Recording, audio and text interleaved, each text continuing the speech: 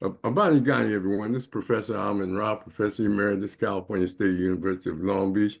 We want to welcome you, along with my co-host, Brother Joe Hembrick, a longtime educator for the Linwood Unified School District and Compton Unified School District as teacher, administrator, first black head coach for Linwood varsity football team, and he commissioned the first Unity mural at Centennial High School, showing black and browns working together.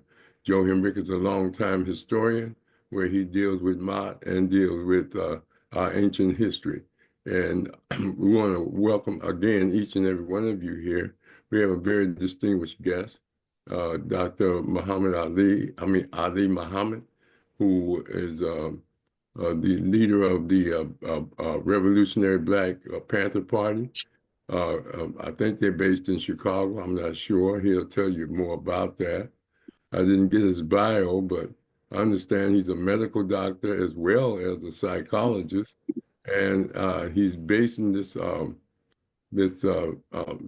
focus of the Revolutionary Black Panther Party on the '60s Black Panther Party, and he wants to tell us all about it, and what their movement is about, and then we will ask him questions. Dr. Ali, is it Ali or Dr. Muhammad? This is Dr. Ali Muhammad. You can just call me Dr. Muhammad. Oh, you're Dr. Ali Muhammad. Okay. Go ahead, Dr. Ali Muhammad. You can tell us more about yourself and then get into your organization. Absolutely, absolutely. So for those of you who are aware of the Revolutionary Black Panther Party, we are in essence the same of the '60s, and that line of dynamic, the party line, just updated today to deal with today's struggle. We have over 40 chapters throughout the U.S. and 15 international chapters. We are located throughout the country. I just happen to be in Chicago at this day and time, but usually I'm in some part of the South. But there is serious work to be done, throughout. So that is as far as locale. So we are in Philadelphia, Pennsylvania. We are in Newark, New Jersey. We're in Camden, New Jersey. We are in Brooklyn and Bronx. I mean, throughout the Northeast and throughout the country, we are located. As far as our ideology, philosophy, and platform, we still stand on the same 10 points. But in essence, we also have aspects of modernity, meaning that we have what I'm calling develop as we stand on low end collectivism and high end black collectivism. And what that is, the low end is our overall mission, ideology, and philosophy today, which is to serve, to feed, clothe, shelter, train, and defend the people, also known as the five principles of life within the party. Feed, clothe, shelter, train, and defend. And that's so that we could bring into existence a higher end of that, which is the people self-sufficient with unlimited resources, feeding, clothing, sheltering, training, and indeed defending self. As far as my background and personal background, both of my parents actually was active in the party throughout the '60s and the '70s, and they raised us on those principles. Your mother says Cubs, and it really has an impact on you when you're raised like that. As far as my other background, I graduated at the age of 14. My college education was done in Libya, and yeah, my background is in medicine. I have medical degree in neurology and internal medicine, but I work today as a psychologist. I specialize in trauma and PTSD with a background in child psychology. From that, I did go to family, also relationship slash family slash marriage. And with that, I had a great opportunity with studies in men and women's psychology because you can't really understand relationships unless you really understand, the dynamics of the male and female social and psychological and behavioral dynamics. And today, trauma, PTSD, but I also specialize in dealing with insomnia, addiction, ADHD, and BPD. And so that's a little bit about my personal background. Also, as far as how could put it like this, one issue we have dealing with psychology is it's unfortunate that when it comes to mental health, which is a serious thing for us, too often, we're overlooked to the extent that when we go to seek help, there's bias and racism involved. For example, it's statistically documented that when black men actually No, seek my seek chief is doing a Zoom. I just wanted to click on to show him that I was there. when black men go out My and chief, I'm a cadet general at a Revolutionary um Black Panther Party. Cadet Akaasha, can you mute your background for a moment? I'm sorry, because I it kind of we can hear it. I did it for. It's fine. I did it. You can continue. Okay, very good. So what I was saying is that there's an issue that when black men actually go to get help mentally, there's bias and there's racism involved in that as well.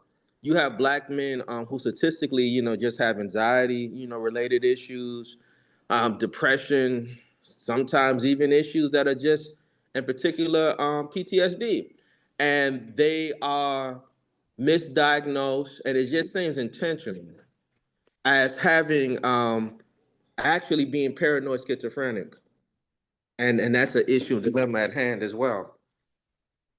And so the major problem, the major issue at hand is the fact that we as a people and as a collective, when it comes to mental health, as a people who've experienced so much trauma in our Holocaust, that it's very important that we have people who have that understanding. So I said that to say that I also operate, which is known as the Institute of African-Centered Psychology, basically, which is to help Black psychologists and people who are geared towards sociology and the social sciences and even social work to at least have a perspective that deals with us from an empirical standpoint and position. Another dynamic is only roughly 2% of psychologists and psychiatrists are Black, and unfortunately, only 4% of social workers are. And so, it's very important that we understand that, because we have so many different issues that is related to, you know, psychological, sociological, and behavioral, all surrounding the same basis, that if we don't have the proper actual help, we fall apart. And unfortunately, a major part of our Holocaust has to do with what has happened to us mentally. And so, as far as, again, me personally, so that's I guess a decent summary of my background.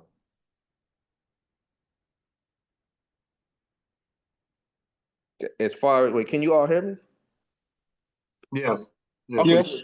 Yeah. So, as far as some of the work that we do in the party, we have programs throughout the country, some of which are domestic violence prevention, couples counseling, drug treatment, drug prevention, drug rehabilitation, at fully operational chapters. Prenatal, postnatal care. We have 7-day-week food programs that we offer. That is Sunday through Saturday. Breakfast through dinner. For children and for youth, we have that starting at 7:30, ending at 9:30. For everyone else, 9:30, approaching noon. Lunch 12:30, 2:30 p.m. Dinner, early dinner 4:30, 7:30 p.m. and late. We have it at 7:30, ending around 10 p.m.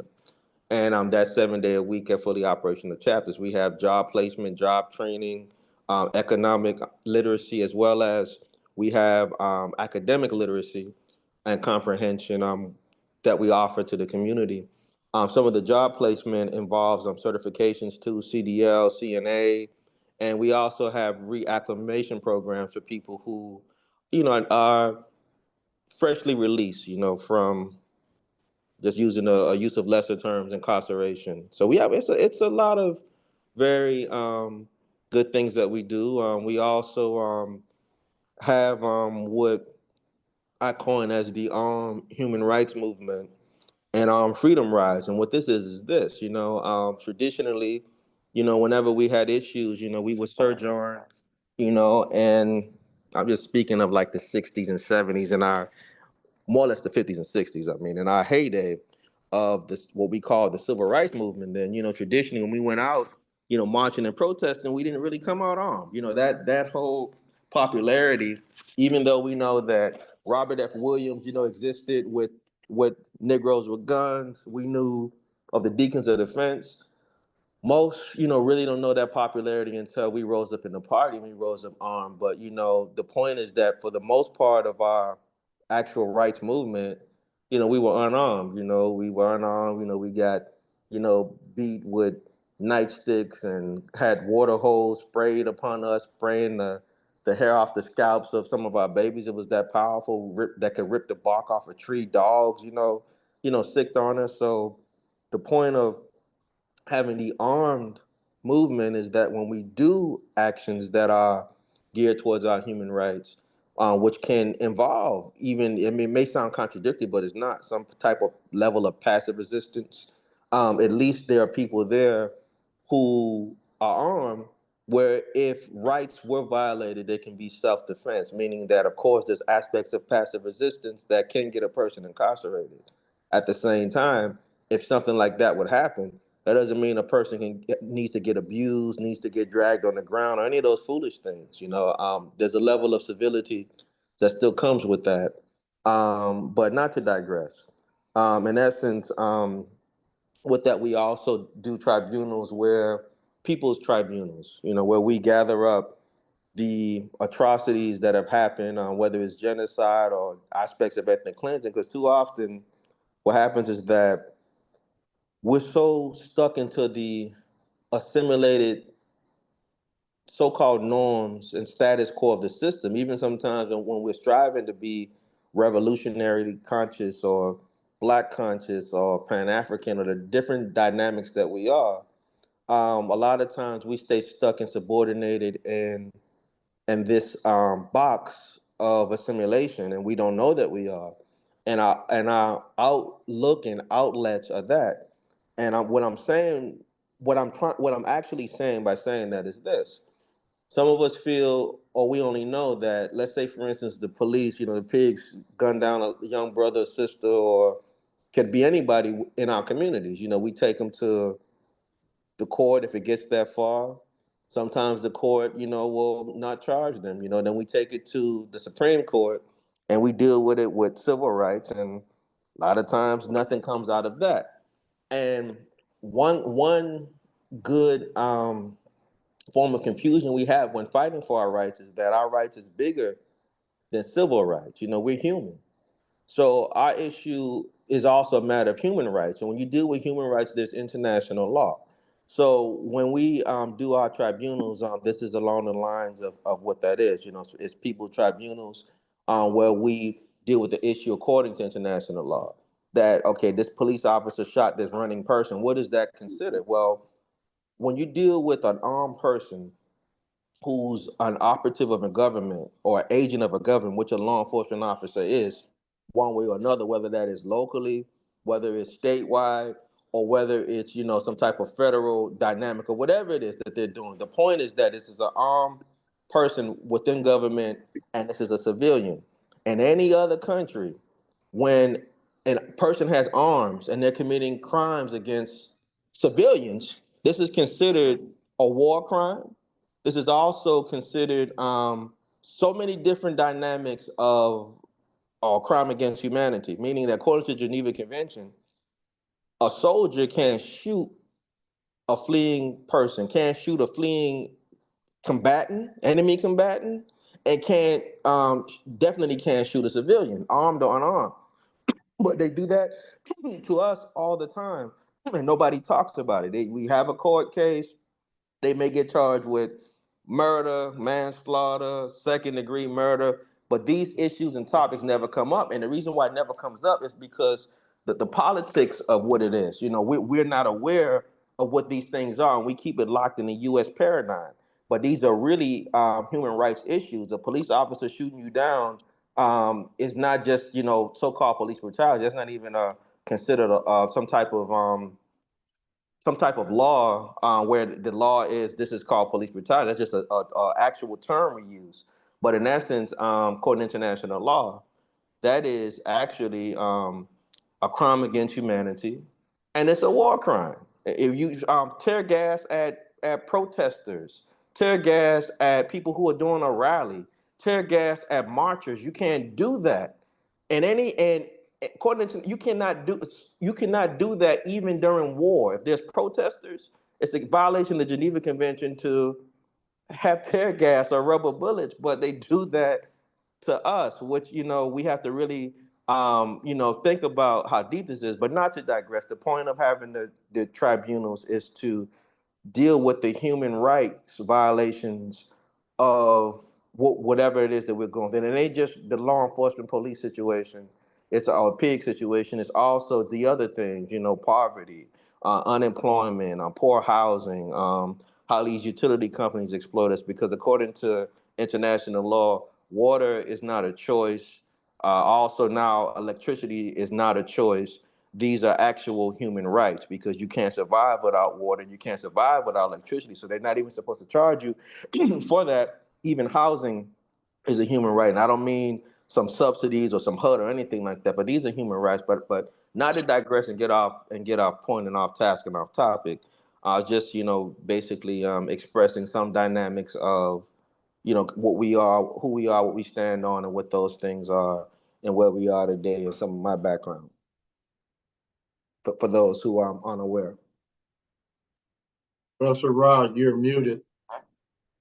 Okay, yeah, I appreciate what you said, if I understand correctly. We're going to see if anybody around the panel have any questions. Brother Mshinda, you want to start with any questions?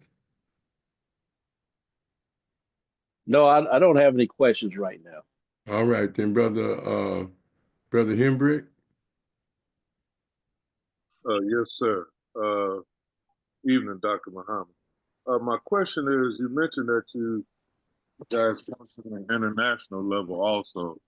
But my question is there any kind of chapter in the southern part of India where the untouchables live? And if so, what's going on there with the dollar? That's a very great question. We don't actually have a chapter in India. However, our international headquarters is in Addis Ababa, Ethiopia. That is actually headed by General Makita. That's the general that we have there in Ethiopia. When we use the term general, that's our equivalent today of a chairman or chairwoman or chairperson. Those are the terms that we use. But in essence, as far as that is concerned, there is genocide and ethnic cleansing and, what's the best way to say this? Discrimination, unfortunately, throughout Asia, and throughout India. But we don't directly have any particular type of chapter there.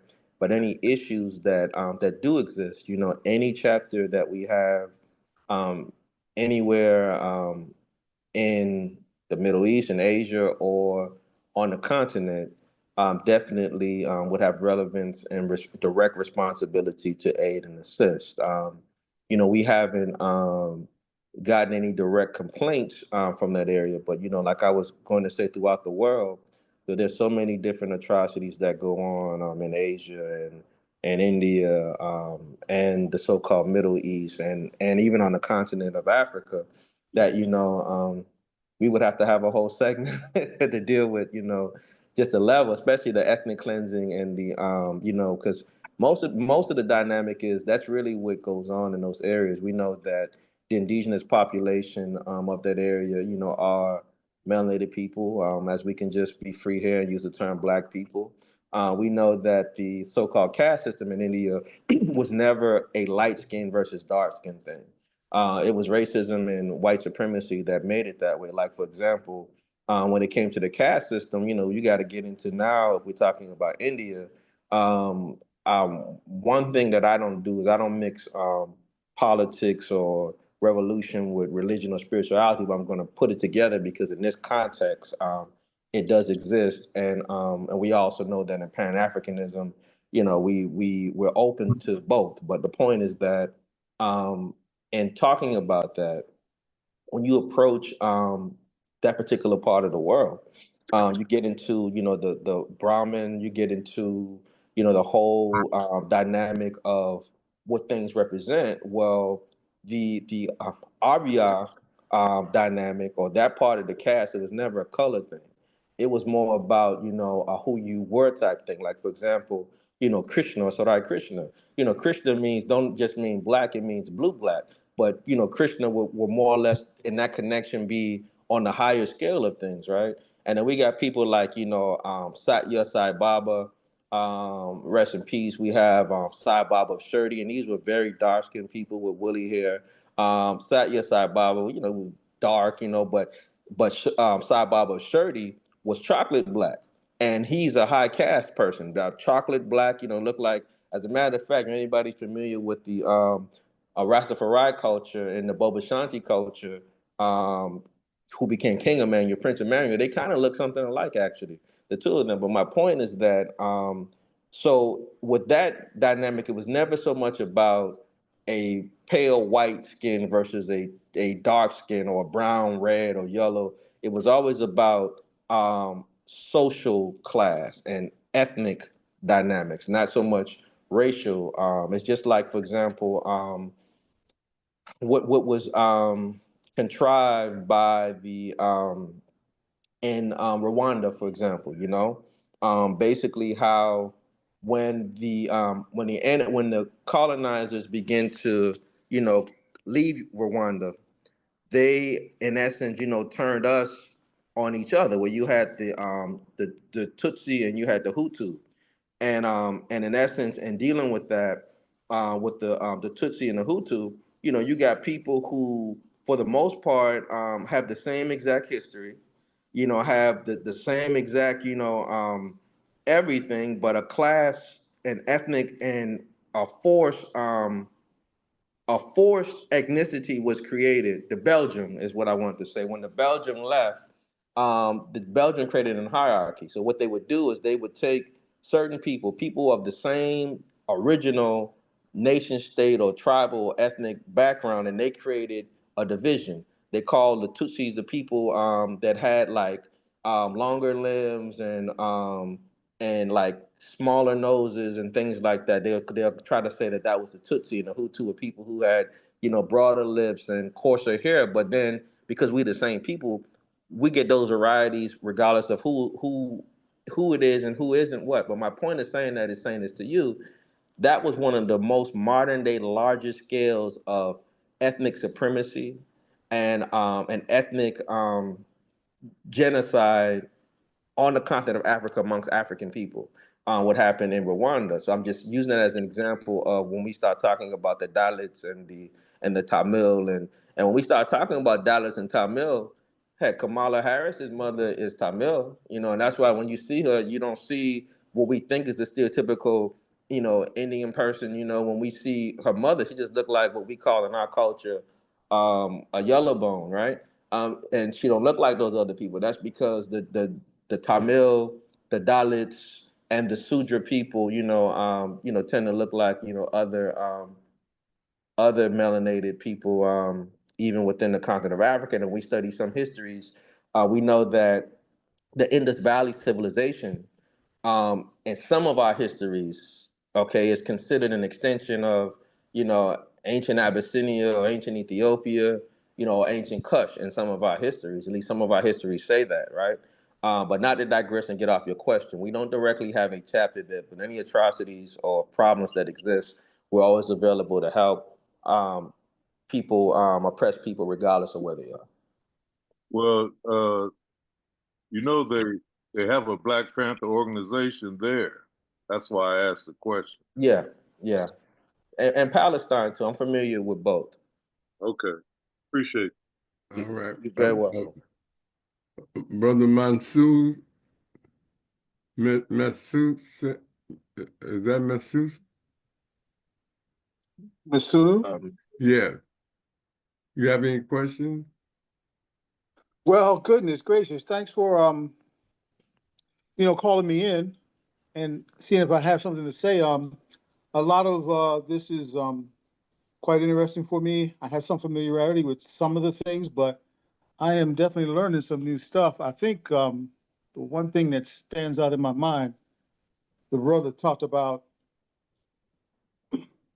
agents armed agents, for instance, here in America, whether the local, the state, or national level, who are armed, and and then they, their behavior is toward us very unfair, whether they shoot us or beat us or whatever it might be.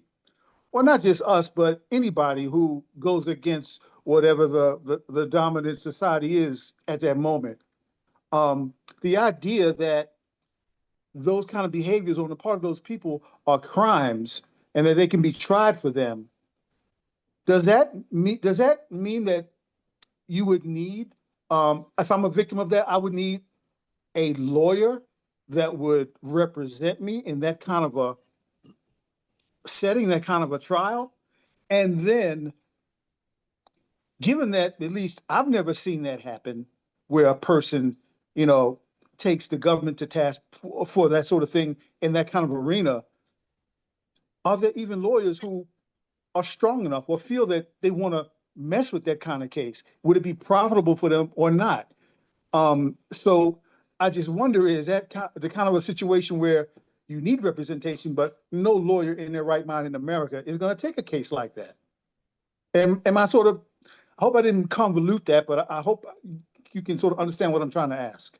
You are 100% clear on your question, because I understand it 100%, and I appreciate the question. And so, and asking that question and answering that question, here's the dynamic, and it's a very powerful, meaningful, and pertinent question. And I feel it's one that should be asked because, I mentioned something and it definitely needs to be asked because, yeah, how does that even work, right? So I like to give some background and history on it. So here's the thing, one of the great things that Hajj Malik Shabazz, Baba Mawali, Malcolm X, rest in peace, rest in power, gave us, besides taking us to the level that we ended up in. Well, he's the one who taught us, then he said, we keep talking about civil rights, he says, your issue is not civil rights. That's a domestic thing here in the United States. I'm paraphrasing him now.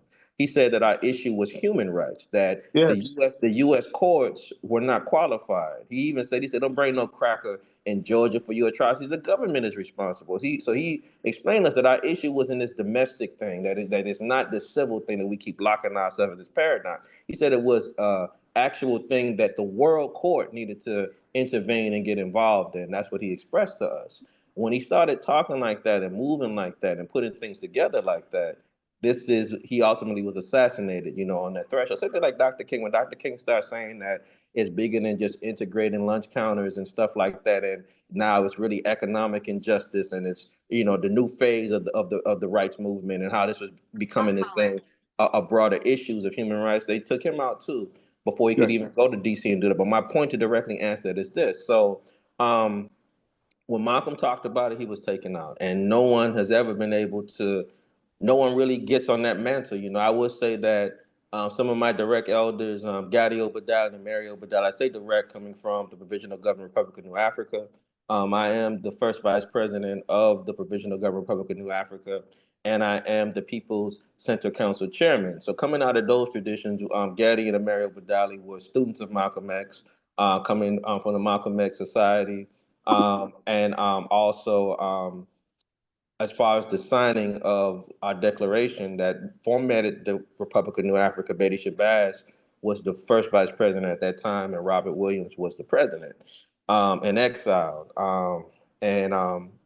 But getting back, not to digress, but my point is this: no one really ever really got on that topic. I would say that my, Obadiah did, speak about the fact of, how what paradigm and direction we needed to go, and even talked about reparations in that way. And that's where Cobra came from out of that. And Cobra, is basically came from the government. The government made in Cobra, which is an organization, but the point, the reparations organization, we get back to the point.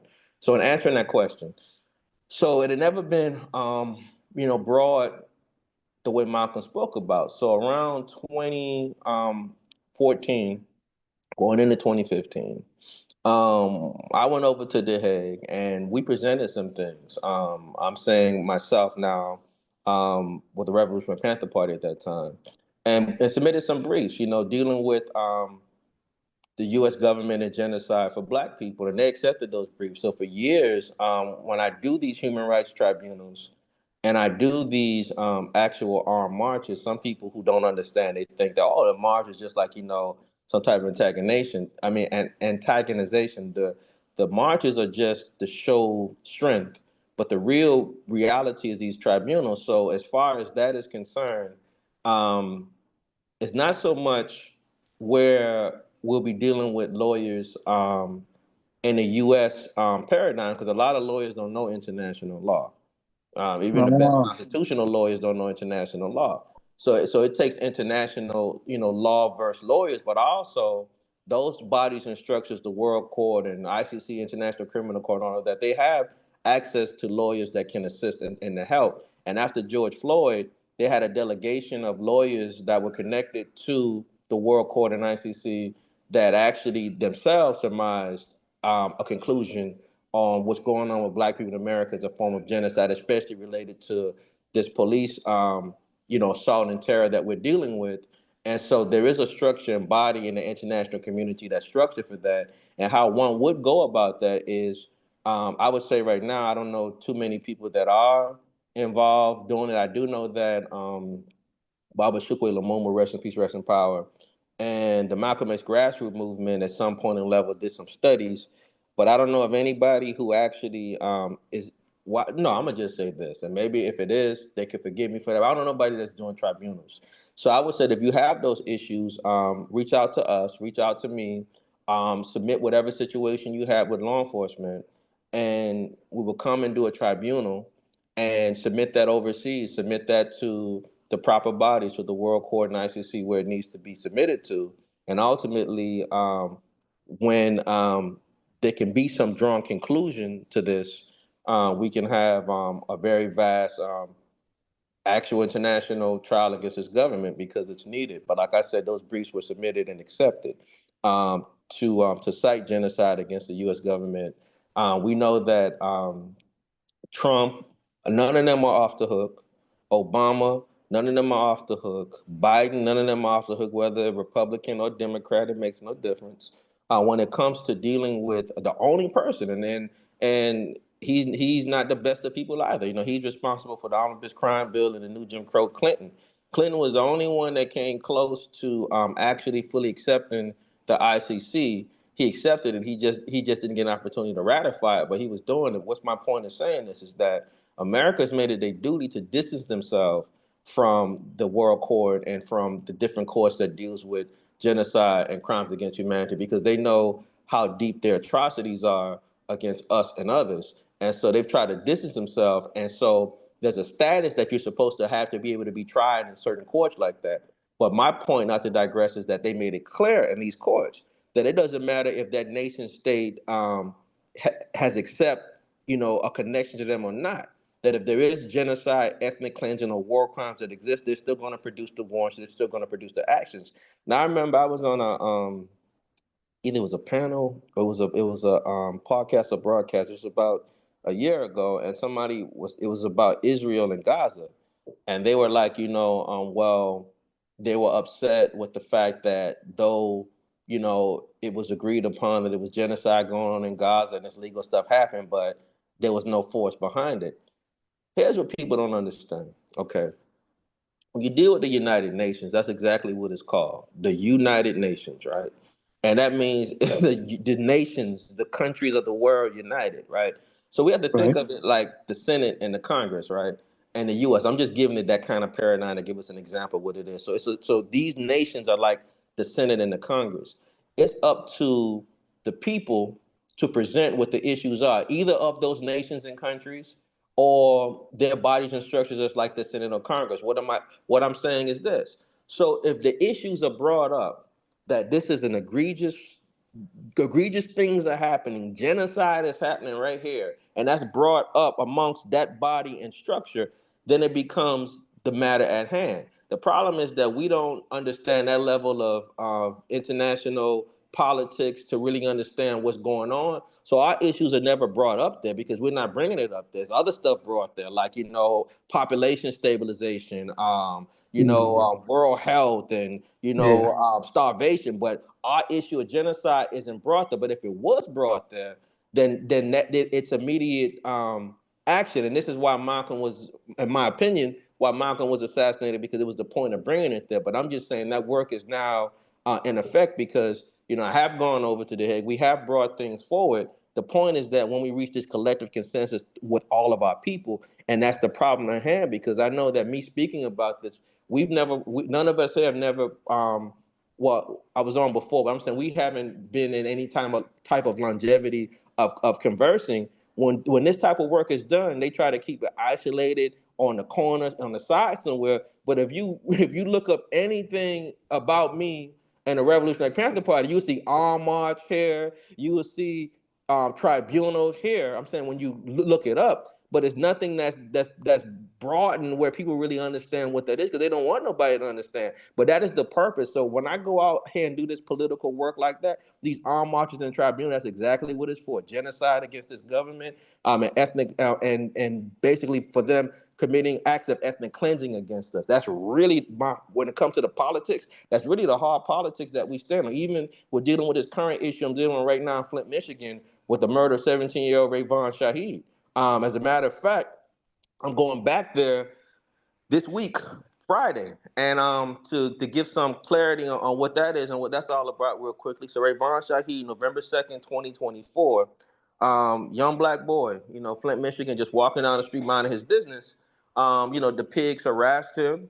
They chased him down like an animal, and ultimately led to them shooting him 6 times, one going over him, shooting him 6 times in his back and 1 time in the back of his head. Murdered him, murdered this boy. And this is just how things were at that time. He's murdered and nobody wanted to do anything about it. So, ultimately, for me getting involved, on behalf of the family and everything like that, there were demands that we had. Number one, the first demand was, arresting those officers in charge of them, for them to do that.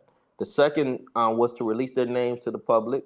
The third was the defunding of the state police, that they worked for these troopers with the Michigan State Police. The fourth was the release of the full footage. The fourth was charging them with witness tampering and things of that nature, because that was also alleged that they did that. Went to where the recordings were, people's houses and phones, and did all kind of stuff to try to erase evidence. But what ultimately happened, that once we gave them these demands on February the 1st of 2025, and they did some little, gave them 30 days, that would be March the 1st. And so within about 6 days, the AG Attorney General, Dana Neely, hope I'm not badgering the name, but anyways, the Michigan State Attorney General, she responds, and her response is that she wasn't going to charge them, just paraphrasing what she said, because it was like she feel it was self-defense and she wasn't charging them and all of that. That was her opinion, right? That, she went through the whole process, of what happened, and when we get the report, the one officer, trooper, talks about he shot Rahh when he was running, because it's more than just the 6 shots to the back and 1 in the back of the head. It was also 2 shots in the leg where he fell. So he was already on the ground. So there was no first, there was no reason to shoot him, period. But the other stuff, was just like, it was already horrible, but it was even worse at that point, right? But here's the point. He said that, he had been, in the community before, and somebody was running and shot at him. So, you had that kind of problem going on. My whole point of that is, if you have that level of PTSD, and I'm gonna say this as a professional, or that level of like trauma, that's a hostile work environment then. Meaning that any environment that can trigger you to respond in such a way, you need to be at a desk somewhere or doing another job. You don't need to be on the streets with people. If somebody running is going to trigger you to kill somebody, that means if a little baby's running, you kill a baby too. So that doesn't make any sense. And technically, that is a baby, a 17-year-old. But not to digress and get long-winded. So she said those things. What she did do is she did release some of the footage. She did release their names to the public. But the things we asked for didn't happen. And so I came back there March the 1st. I had a tribunal on February the 1st, is my point, the Human Rights Tribunal. for Flint, Michigan, and that particular issue was top of it, including the unemployment, including the current crime rate, all that stuff was put in the tribunal. My point is this. So March the 1st, it came back in reference to the 30 days and what we would give them. So we gave them an additional 12 days to meet, to rectify what they didn't do.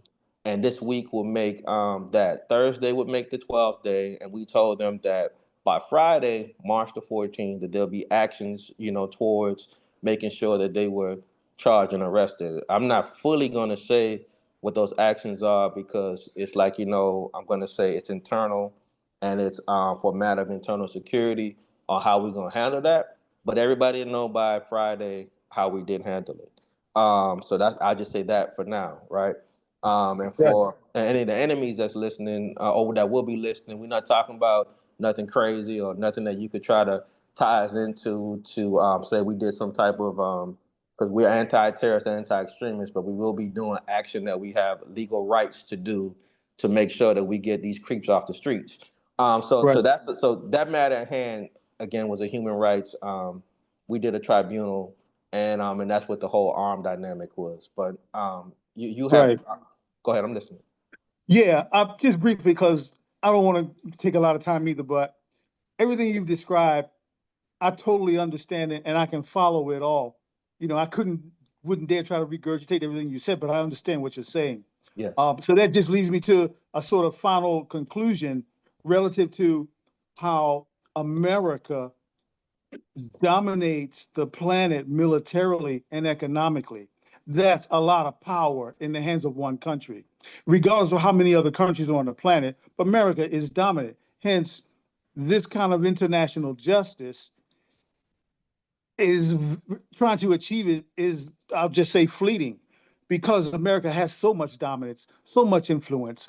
I just imagine they can do what they want, exert pressure wherever they want to ensure that none of that kind of justice ever comes here.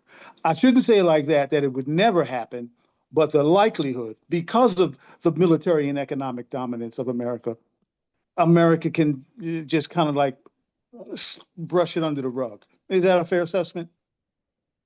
That is But that's why they 100%. have organizations like this to do it themselves. That's why Sure. they held their own tribunal, and it's up to the people to rise up. But you raise a good question about America veto power in the international courts, and they never signed the International Human Rights Declaration in 1948. They didn't sign it until almost 1986. They didn't want to become a part of the Declaration of Human Rights because of their atrocities and genocide. But that's why wherever there's injustice, there's going to be people to stand up. And they may not have the power to hold people to court in America's trumped up courts and corrupt courts and things of this nation, but they still find ways to get justice, such as with George Floyd. It took people to burn down the whole city to get them to take them police to court. Same thing with Michael Brown and I forget what city. Ohio? No, he wasn't. Michael Brown was in. He was in Ferguson, and Missouri. they burned that down. Same thing with Watts, with Dead Wilder, and with the Fry brothers. The Watts Rebellion, LA, and the boy that they beat in '92. People rise up sometimes, and take out their own justice. That's the way that go. But going back, McBride, Ernest, you have any questions? Because they had a Panther party in Long Beach at one time with Brother Woodrow and Brother Sonny Pitts them and. They had the YAM movement, Youth Action Movement. Yeah. Going, yeah. Mm-hmm. So, and they, I don't know, because somebody told me that Brother Muhammad, they got a organization. I mean, Black Panthers. Is there one here locally in the LA area? Dr. Ali? Yeah, well, I was on mute. Yeah, we have a local chapter there in LA. We do. We do.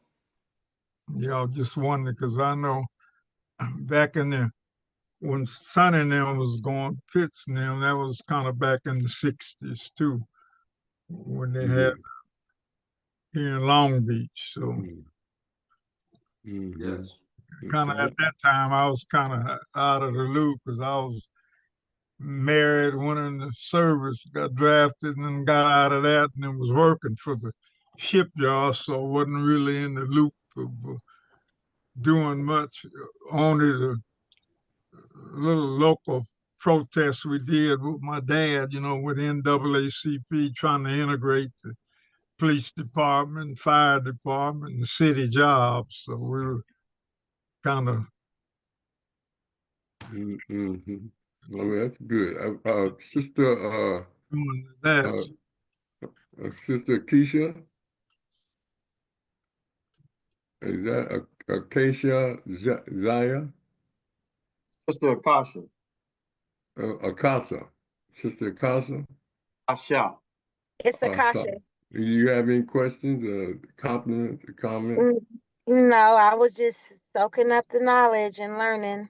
Okay, Sister Lynda, you still there? Out of Florida? Yes, I'm here. I'm You have soaking up any knowledge, as questions? she said. No, I don't have any questions right now. Okay, then, Brother Rashaki Maskani? Yes, I just wanted to know, do you guys have any affiliation or connections with any of the other major Black organizations throughout the country, like the NAACP, the Nation of Islam? Do you have any affiliation? Definitely. When it comes to Black organizations and Black groups, I mean, we have worked with, how would I say, a great majority of them, including NAACP.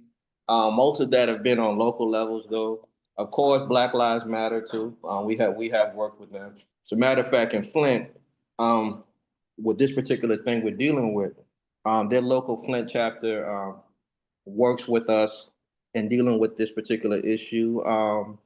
Core, Urban League, different groups that are traditionally connected, especially the nation. I've had a working relationship with them for a long time. I'm gonna say, when I say active working relationship, for over 20 years with the nation. Active working meaning that as an adult and being active.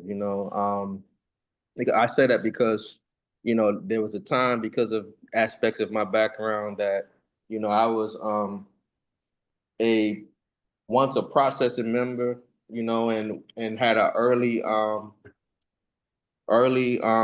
dynamic with them, before I was an adult with the nation, junior FOI kind of dynamic. So, but as far as, political and work, work relationship with them, Miami, Wisconsin, Milwaukee, Wisconsin, throughout the country, even out of Chicago, also Missouri, yeah, throughout the country, and also at one point in time in LA as well, So yeah, definitely a working relationship, and also open though, even if there is no active working relationship, we're open to work with any Black group and any Black organization, as long as their focus is, for the betterment of Black people. We're open to working with them, regardless of, we don't hold no, we understand that unity is key. And we also understand that we can't be elitist in anything that it is that we're doing. So yeah, we're open to working with anybody, regardless of, as long as their focus is for the betterment of the people. Okay, excellent, excellent. Professor Rahh, Brother Mooco didn't get called on. Okay, well, we just called on it. All right, Brother Mooco. Yeah, thank you for your presentation, Brother Muhammad. I'm glad to hear that you deal in matters of mental health. I myself suffer from PTSD. And I want to ask a couple of questions, and I don't want to be too long-winded because I know you have been detailed. I want to ask you, do you or your organization have a crystal clear compensatory meaning for racism, white supremacy? I heard you say it in that complete term one time, and I was just wondering, and I always seem to, I always want to ask, especially when I'm talking to fellow victims of racism, white supremacy, if they have a meaning of racism, white supremacy, especially if they're representing an organization, if your organization has a complete meaning of racism, white supremacy that you can explain in probably less than a minute and it makes sense. And do you does your organization particularly have any sectors in it that teach maybe the youth, or people in the organization what racism, white supremacy is and how it works?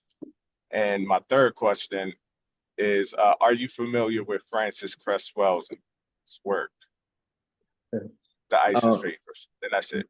Definitely appreciate your question. The line of your questions are, I heard 1, 2, 1 and 2 almost sound like they're the same, and correct me if I'm wrong. The number 3 definitely is clearly a third, and that is, do we have a definition of what racism or white supremacy is? A clear definition. That was your first question, right?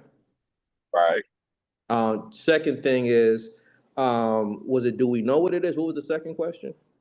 The second question was, in your organization, do you have a sector in your organization that teaches the youth or the other people in the organization exactly what racism, white supremacy is, and that meaning of it, or the organization's meaning of it, if in fact y'all have a meaning for racism, white supremacy? And the third question was, if I was familiar with Dr. Frances Cress Welsing. Yes, her work, and the ISIS papers, right? Yes, Okay. yes. So I really, to be honest with you, being here is like being, and I'm saying this respectfully, it's like being somewhere that I wrote the questions to ask, because I love y'all questions. So let me answer. It almost said to me like I wrote them, and I say this respectfully, not condescending. I'm just saying we have that kind of cohesion, and I love the energy and the spirit that we all have. So these are very beautiful and powerful questions. So first and foremost, Dr. Nellie Fuller, rest in peace, rest in power, one of the greats amongst us. He was the one who scienced to us what racism was. That racism is and was and still is, of course, white supremacy, number one. So when it comes to defining racism and white supremacy, even in our orientation, anybody who's taken, that's the first thing we talk about when we get into, we say clearly that it must be understood. Yes, we are socialists. We're scientific socialists. We are that. We are also African-centered Marxist-Leninists. We are that. We hold a party line that way, but we also are neo-African socialists, and we also are scientific African socialists. And I'll break down what that stuff is if I have some time tonight, but not to digress. But though we're all of that, we still have to understand that there's a war waged against us with no volition of our own. The color of our skin is our official uniform.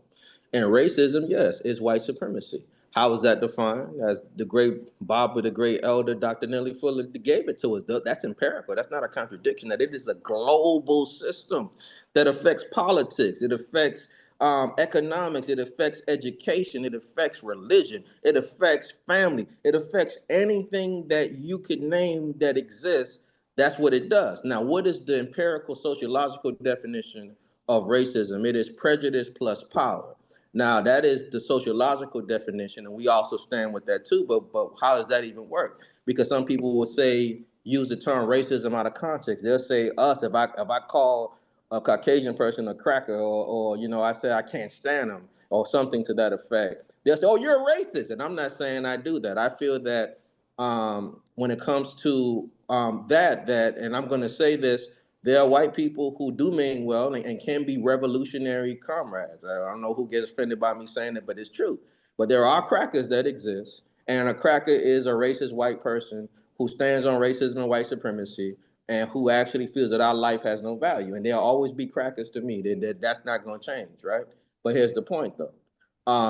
Staying on point and staying on task. Racism being prejudice plus power. It's like sexism is prejudice plus power. What does that mean? Well, a woman can be prejudiced, but we live in a white, male-dominated, sexist, xenophobic, fascist, racist society. So, being that it's a patriarchal society, the woman don't have the power to be sexist. She could just be prejudiced. She could just say, "I hate all men," but she ain't got the power to do nothing. When it comes to racism, it's the same thing. We live in a white male-dominated. White people are the social majority. We're the social subordinate, and social subordinate, social majority don't mean by number. It could have been 1 billion of us and 2 million of them.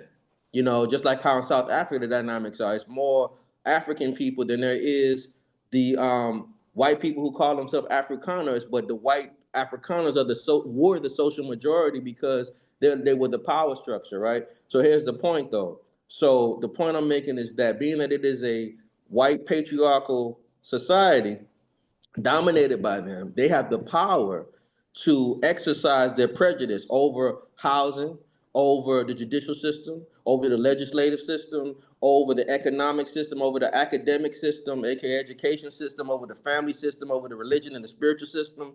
And so we can never be that because they got the power. So that's racism. So yeah, the definition of racism is indeed white supremacy. That's exactly what it is. And it's not just in America, it's global, as Dr. Fuller actually scienced it to us. Now, Dr. Fuller and Dr. Wilson, I consider them, there's not too many people I can consider, and I say this respectfully, and I say that because I hold things in a high threshold. Besides my father, Dr. Kwame Toure, rest in peace, rest in power, is one. And I'm going to say for a period of time, Dr. Francis Wilson and Dr. Nellie Fuller. You know, when I used to come on the campus there at Howard, I can consider them extended mentors of me personally, meaning that what I stand on as a psychologist has a lot to do with the crest theory, you know? What I stand on and my understanding of racism and white supremacy has, I'm going to say, exclusively a lot to do with them because my original understandings of it came from studying their work, studying his what do you call it? Good, I can't even pronounce the name right now. But Dr. Fuller's code. I'm gonna just subordinate that way. Dr. Fuller's code on racism. You know, his book is a big white book. What became a big white book. And basically, you know, he breaks down exactly what racism and white supremacy is, and it definitely, you know, is the United Independent Compensatory Code and system of system. We're dealing with racism and white supremacy. But anyways, getting back to the point. So all of it came from that, you know, and then as a you know, a psychologist, you know, other studies, you know, of course, I have to credit them first, Dr. Nellie Fuller and Dr. Francis Wilson, and of course the ISIS paper. I read that so many times. That's the first book that I get to my children amongst other books to read, right? But what's the other name? And Dr. Francis. I think you answered all three of his questions. Okay. Yeah, Mooco, you have any other questions? Okay. Appreciate what you said, if I understand correctly. I want to really compliment you on your efforts to lift the consciousness of our people and build a structure, organizations nationwide for the purposes of, you know, people being able to defend themselves and practice a sense of consciousness of genocide and what we can do about it. And that's complimentary. Any effort to bring forth the people to educate themselves, mobilize themselves, organize themselves, and confront the system is very important. But I just have a few questions. I'm Professor Rahh, and I've been in the struggle since 1965. And I've worked with many groups, many groups, many leaders. Many of them I'm on first name basis with.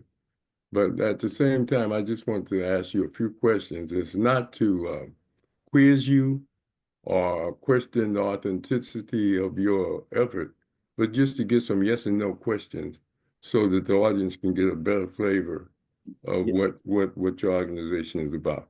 The first Yes, thing I sir. want to know is how long have y'all been in existence? Officially since 1992. Since 1992. Yeah. So you did you were you ever a part of or worked with the new Black Panther Party with Dr. Khalid Muhammad and Dr. Uh, um, Shabazz, Muhammad Shabazz? Are I'm you not. familiar with them? I'm familiar with them, and I'm familiar with other groups that actually, have the name. I know their whole entire history. As far as if I was never a member of the new Black Panther Party, but I will say around 2015, we had a comrade who is Brother Fahim Ali RBG, rest in peace, rest in power. He was the People's Center Council for the Republic of New Africa. Yeah, And I know Imari Opadelli. I worked close with Imari before he passed, and we yes, had him at Cal State Long Beach to speak a couple of times. yes, Republic of New Africa out of Jackson, Mississippi, and yes. you had to form that. I'm familiar with Omari, but the other question I have for you is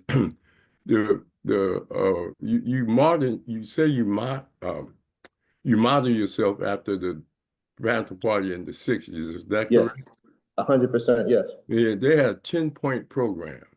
yes, And that 10-point program is, fair rent, fair housing, absolutely. education, Yes, sir. breakfast program, this, that. But they also, at the end, said we have to work within the system. And that's when they began to run for political office. Elder Cleaver ran for president. I think a couple of them ran for local government. Huey was out of town, out the country at the time, and then he came back. But are you saying that y'all going to in the system and run for political offices eventually, or what? Well, one thing you have that you as an elder, Bob, I know you understand that there's a lot of dialectical conversations, debates, and arguments within it, but everybody didn't agree with that about working within the system because one reason was this, especially Bobby Huey wrote a lot about that as well. One of the issues, and even Eldridge, in the 70s, he was not on that at all. He didn't start doing that till much later. In the 70s, he said there must be a revolution, that he was upset the fact that we had community programs. He said that he believed in revolutionary socialism. We had to destroy the whole country. That's what he But stood he ran on. for president in '68. Him and with the Free Peace and Freedom Party, 68. Him and sister Angela Davis ran for president. But yeah, And I'm she talking wasn't about, never a member of the party. But yeah, my point is that he did run for president. Is that correct? right, he did, but I'm talking about the 1970s Eldridge. If you remember what he said that he was no longer concerned with that kind of stuff. It's not even the survival programs. He said that, basically that there must be a revolutionary overthrow of the system. If you remember, he said that, ultimately Eldridge also was in exile himself when he had to go to Algiers. You Yeah, I know, remember all that. I remember when yeah, he came back and things of this nature, and they had a split in the party. They yeah, someone with Bobby Seale, someone with Elders. But right, let me get to another question.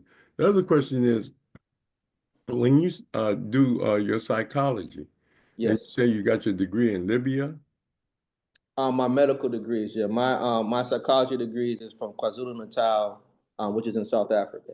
okay, are you licensed in the United States? Yes, I am.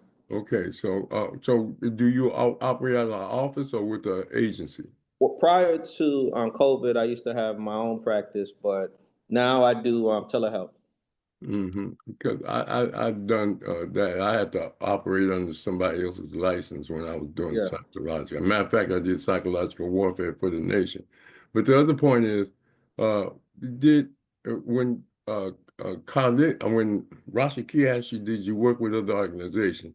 You have the National Black United Front, You have you did mention in Cobra, Yeah. the National Coalition of Reparations. Yes. Do you work with, and these are pretty strong organizations. And then we did have armed struggle organization, the Black Liberation Army. You Yes. had the also CNQ. You had we've had armed struggle throughout our history. Yeah, of course. Yeah, Nat Turner was an armed struggle. Of course. We can go Yes. back, but I'm just saying, do y'all train or, because see, revolution in social services, which most of your programs seem to be, is different from revolution. Is that just the name, Now, Revolutionary Party? But you say y'all do a lot of social work helping people. so let me answer that and answer that thoroughly and clear. Here's the issue. Revolution, right? So one thing what we teach when we teach about war and warfare in our political education is that war is easy. That part of revolution, killing, murdering, training, all that is easy, but it's the warfare that's the problem. What's the warfare? I need to thoroughly answer. So let's say, for example, you got a feud between, and I don't want to use them, but I got to the Bloods and Crips. Okay, so you got some Crips that ride on the Bloods and they just murk everybody. They kill or unalive all of them, right? But there's another generation coming up that's gonna fight back, right? So what's the point? The point is that the warfare is longer lasting than just killing and murdering, right? So what's the point I'm saying with saying that there's a reason why our mission is to feed. We call it our military mission, to feed, clothe, shelter, train, defend. Because what is that? Food. Starving people is a form of war and warfare. Who was it? Nixon. What they call that? That was USM number 200. Where they talked about starving the world as a form of warfare. They said bullets have not been successful in the USM number 200. They call it food genocide. That bullets had not been that successful. So what they had They're to using do, that in Gaza. Yeah, they're using that. right? Yeah, and so that's a form of warfare. Food is a form of warfare. We said feed, clothe, making sure people are underclad, that the elements can destroy them, is a form of war and warfare. Food, clothes, shelter, lack of habitation is a form of warfare. Training, not being trained, that could be militarily trained, academically trained, survival training, parental training, and defense. That's the arm part. So yes, we do training. We have a boot camp that we have. It's called Camp Garvey 3. That's in Jackson, Mississippi, where we have people come out annually. Because of resources as a people, of course, we can't do 90 days like the U.S. military and some militaries do. But we actually have a successful 2 weeks training where we go over, and I can say this publicly, certain battle drills, military battle drills for those within the party, and we have a civilian form of training. There's a combative system I created called Kaifaka Yakali Tutakinga, which in Kiswahili means Pan-African Defense System. The short name is Tutakinga. What this system deals with is it deals with combatives more like a special forces type dynamic, where we do pistol, rifle, shotgun disarmament, but also accuracy training, close quarter combat with that. Our striking system is boxing. Our leg system is like a combination of like Muay Thai and Okay, that's African good. kickboxing. And we also have aspects of Brazilian Jiu-Jitsu in that as well. So we do combative training for indeed. But the point is that we're at war. And, the greatest wars that we're facing now is economic and also housing and food. So these are forms of war. It's not just social. Those are forms of warfare, and they're just as dangerous and murderous as bullets. So those are aspects of revolution as well. Yeah, but see, they had the Black Power conferences in St. Louis in the 60s, 80s. My point is that even the former Panther Party developed alliances both with, their attorney was white, Charles Gary. They were socialists and things of this nature. They had Marlon Brando and Jane Fonda giving them money. What are y'all sources for support, financial support? The original Black Panther Party had a newspaper, was the second highest sold newspaper in the country in the 70s, next to Muhammad Speak, but black newspaper. But so how do y'all raise money? We raise money collectively amongst ourselves. We don't have any grants from any government or anything like that. And I will say that there are some levels that we do have supporters.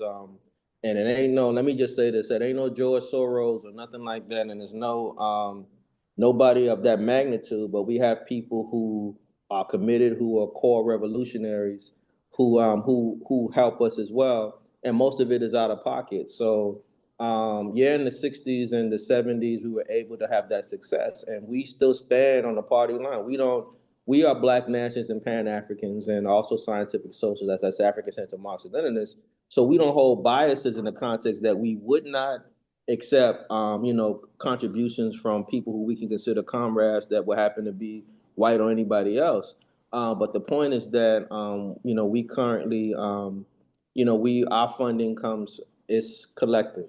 That's we believe in what I was mentioning earlier, low end collectivism and high end collectivism. With that low end collectivism, that is a service that we collectively do: feed, clothe, shelter, train, defend. Also can include monetary dynamics so that we can make self-sufficiency where we have enough resources to do for self. So we believe in doing for self. That's good. Now, the original Panthers were based in Oakland. I know you got a chapter in Oakland. The sister was Sister Akaasha Ziya. She's out there in Oakland. Where is y'all based at? Well, the reason why we chose, I'll tell you where, the South, is because of just how laws are today. You can't be on the way you need to in California, but Jackson, Mississippi is actually where our national HQ is. That's your headquarters. Yeah. Okay. Okay. So is the Black mayor, I forget, I died him. You talking about Chukwu Lumumba's son? Yeah, is he working with you or what? We communicate. I respect the mayor. We communicate with him, but it's actually Brother Kenny, who's a city councilman. They're close. Well, kind of got their little thing going now. We work with most of the black officials there. I don't want to speak too much on what the mayor does and what he doesn't do because of politics, with him. But I ain't gonna talk bad about no Black mayor. But I will say this: there's a lot of us who aren't what our parents were. I just say that. Okay. Oh well, Chokwe was strong. I know that. Absolutely, and that's I love that elder Chokwe Lumumba. I can't say I wasn't around him enough to be considered a mentor, but the times that I was around him, he definitely had an impact on my life. Okay. Well, any other questions anybody have? One question. Sometimes, well, I have a question. Brother Muhammad. Yes. Go Did ahead. you say that? How did you phrase it? You said that you were African-centered Marxist-Leninist. Yes, Is that sir. what you said? Yes. Okay, I just need to be clear about that. Thank you. Yes. Lynda? Did you have There was Akaasha that has I'm here, her but hand. I'm here, but I don't have any questions. Go ahead. Professor Rahh. Akaasha has her hand up. Okay. Hi, so to Professor Rahh and to the other panel, I have a question. Since we talked about revolutionary, I wanted to ask, is anybody involved in revolutionary actions?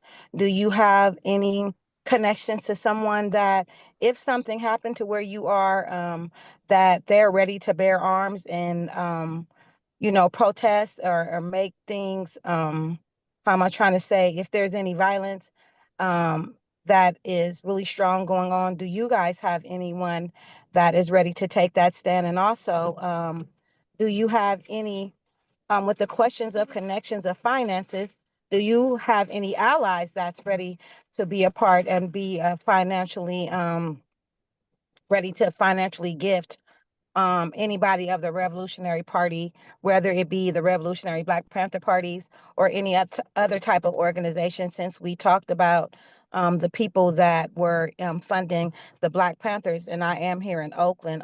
So I do get to hear a lot of dialogue. I've heard a lot of dialogue here, but I haven't really heard anyone saying, I know this person, I know that person, let's connect this person and that person to this organization or that organization to build them, to make them be strong. Because I am here in Oakland and there is nothing going on with the original Black Panthers, be it Frederica or Torino, Huey Newton's nephew. So with question of speaking on old leadership, and with all the wisdom, is there anybody that's involved that's ready to help build something revolutionary, or with people that are ready to jump in the trenches if something does happen, or be financial donors to a cause? Who are you asking that question to? Everyone that can answer. Anybody want to answer it before I say anything? Well, what I could say is we developed this online platform of community education network during the pandemic. We wanted to make a contribution to what has been previously done. And education is our base. We come under the tutelage of Professor Rahh, and we affiliate with mostly educators. So that's our initial contribution to the movement. For our key saying is we want to improve individually and collectively. So we're into improvement of the individual and our diaspora. So that we are initially starting, we're 4 years in, going on 5 years. And so we are affiliated with people like Professor Rahh has people that he has mentored, thousands that are in leadership positions. Like his son is an NAACP president. He in Oakland, brother Muhammad, the yeah. And so these are people that are directly influenced by what we have going on, and we're just beginning. So there's a lot to come from this organization. I could say that because I have a lot that I want to do. So that's basically what we're doing. We're connecting with you also, Akaasha. We want to do things with you because you have shown interest, and brother Muhammad also. We would like to do some things. So that's really the contribution we have at this moment. So, and anything that's financed is financed through me, through this organization, which is, my small budget, but that's what we have going. Professor Rahh may have some other things going and other people outside of what we're doing here. So Professor Rahh. Yes. First of all, I appreciate the question, if I understand correctly. And thank you for the question, Akaasha. I'm pretty sure your commander-in-chief, Dr. Ali Muhammad, know that them that know won't say and them that say don't know when it comes down to what people are doing as far as their preparation for defense. But some people just prepared, period. I mean, America's the biggest gun buying country in the world, and they got black gun clubs all over the country and everything like that. But are there organizations? Yeah, there are plenty of organizations, but they don't come out and announce themselves. They don't say, I'm doing this. They're black veterans and black this and black that. They don't announce themselves because of COINTELPRO, counterintelligence programs, as well as collaborators, as well as infiltrators and agent provocateurs. And Brother Ali, who, if you battlefield tested, you don't announce that. Second, when it comes down to finances, most people that are financing these type of things don't want to be known, and they ain't going to let nobody know that they're going to finance a revolution. They're not going to do that publicly or anything like that. That's why we have this program to introduce your organization, as Brother Rashaki was saying. And so those that want to contact you and help you any way they can, or affiliate with your platform, they can, because this will be on YouTube, and we reach hundreds of people all the time. And so that's our contribution. But as far as discussing organizations that are individuals that would support a revolutionary movement with under this government, with publicly, is committing revolutionary suicide. And you don't do that. If you've been in the struggle at all, you do not announce who supports you and who don't support you. And that's why Brother Ali Muhammad didn't mention people that they are being supported by. He said we got donors, we got people within our own structure, and that's because he's trained and he's disciplined. So, but that's my answer. Okay, I understand. I was just trying to speak to you asking who was financially backing or if we had any financial backing, because what you said was truly profound in your answer, but it was kind of, just to me, a little contradictory because you did ask the question and you spoke on Jane Fonda and other people that That supported the was for Black. the Black Panther, the Yeah. original Black Panther Party. No, but you asked Revolution. You asked, you I asked did. him, how do he raise money for Okay. the organization? Is he selling papers? Or are they doing something like that? You know, to get it out there. So the people, if they wanted to help, how they raise money for the organization, not for the revolution, for his structure, for his programs. Oh, I thought you asked, did he have anybody backing him for funding? No, I never said Then that. you spoke to, okay, that's what I thought I heard you say. I could be mistaken, but I thought that's what you said. I asked him, how do they raise money? Because the original Black Panther Party had the second best-selling newspaper. They raised money through papers and donation by Yeah, we love European. them hanging at Merritt College. Yeah. They're still there. Yeah.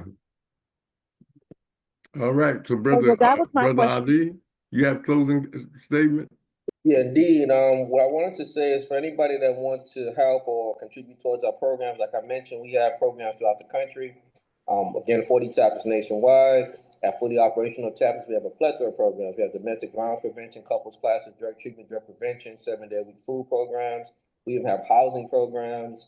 We have programs that we offer. If anybody wants to help or support, they can actually go to our website at www.therevolutionaryblackpantherparty.org. That is www.therevolutionaryblackpantherparty.org. And we have a section there where you can donate or contribute. You can contribute through Cash App as well at $RBPP National HQ1. That is $RBPP National HQ1. And your actual contribution support definitely goes a long way, especially with our efforts for human rights and as we deal with this injustice and dealing with the genocide that's being currently waged against our people. I do know that we're gonna discuss the topic of the night, if slavery was abolished in 1865 while Black people still complaining. Were we going to talk about that at all tonight, or were we going to save that for another time? Well, if you would like to come back and we could do that, because matter of fact, I don't know what you're doing tomorrow. We had a guest in for tomorrow, and that guest wasn't able to make it, and then I got another guest, and then he had to also back out, and so we're going to do a Black Community News Forum. If you have time tomorrow at 6, you can come back and we can go over that, or we could do it another time. I would let you know tomorrow at about let me see, at about noon your time. I could confirm if I'm Okay, able but we will be there doing the Black Community News Forum. So, but yeah, please let me know, and then we can just slide you right on in, because I know we didn't cover the topic, but we did get a chance to, go through the panel, and people got a chance to ask questions, which was good.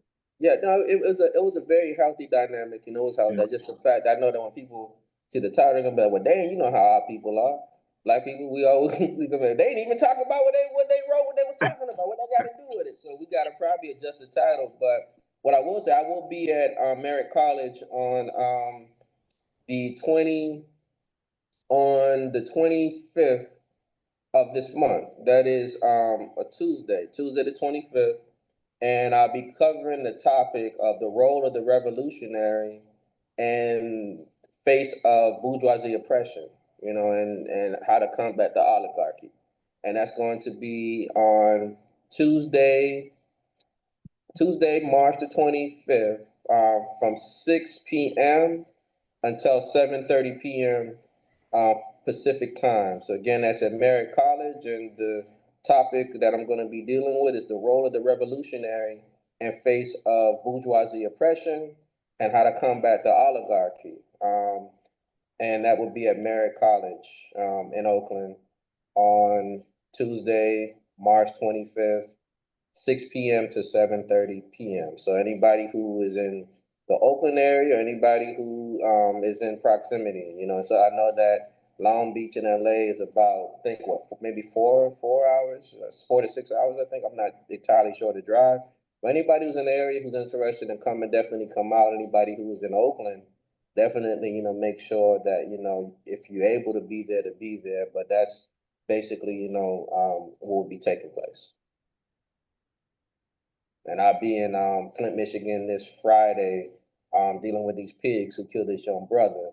And like I said, I'll be handling business. I'm not going to say exactly what's going to take place until it takes place, but it's going to be some action that will be monumental, and it will be an example on how we all can deal with those issues. When the state refuses to do what they need to do, we have ways to do things. We just haven't exercised those ways. The same way when Malcolm talked about international court and the World Court and all that, with the World Court, and how, I've initiated these tribunals, but there's also ways to deal with these people too. And we haven't exercised it or tried it, but this Friday, there'll be a show and prove on how to deal with those issues.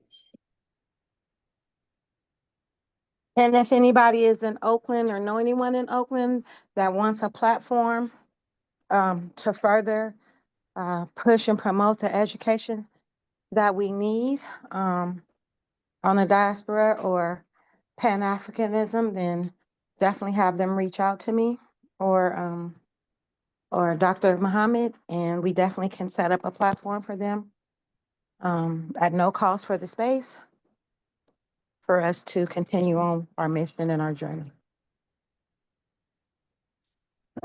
All right, Rashaki, next Tuesday, I think we got either Dr. Rose Allen talking about the closing of the Department of Education and its effect on Black people, or either Dr. Bobby, not Dr.